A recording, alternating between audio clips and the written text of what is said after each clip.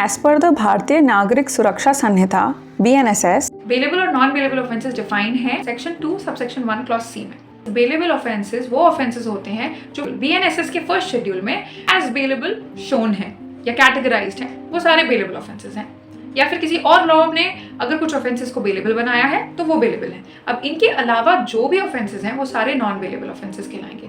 अब बेल होता क्या है? बेल का मतलब release of a person from legal custody. तो जब उसे बेल दे दी जाती है तो वो एक कैद से छूट जाता है। जैसे ही अक्यूज तैयार है बेल देने के लिए, he is bound to be released by the concerned authority on terms जो भी रीजनेबल लगते हैं, या तो पुलिस ऑफिसर को या कोर्ट को। जनरली ये बेलेबल और नॉन बेलेबल का जो क्लासिफिकेशन है ये दो तरीके से भी किया जाता है। सीरियस ऑफेंसेस हैं, जो ग्रेव ऑफेंसेस हैं, वो नॉन बेलेबल में रखे गए, जैसे कि मर्डर है, रेप है। और जो लेस सीरियस ऑफेंस है, लेस ग्रेव ऑफेंस है, जैसे कि राइटिंग है, being a member of unlawful assembly या अफरे कमिट करना, फॉल्स एविडेंस देना, ये थोड़े लेस सीरियस ऑफेंसेस हैं। इनको बेलेबल ऑफेंसेस की कैटेगरी में रखा गया। जिन ऑफेंसेस की सजा 3 साल से कम है वो जनरली बेलेबल ऑफेंसेस रखे गए हैं, और जिनकी 3 साल से ज्यादा है या लाइफ इंप्रिजनमेंट है या डेथ पेनल्टी है वो नॉन बेलेबल ऑफेंसेस के अंडर कैटेगराइज। बेलेबल ऑफेंसेस आपका अधिकार है। वैसे नॉन बेलेबल ऑफेंसेस में बेल देना या ना देना ये इंटायरली कोर्ट का डिस्क्रिशन होता है, यानी कोर्ट की मर्जी होती है। आजकल फेक रेप केसेस बहुत ज्यादा फाइल हो रहे हैं। तो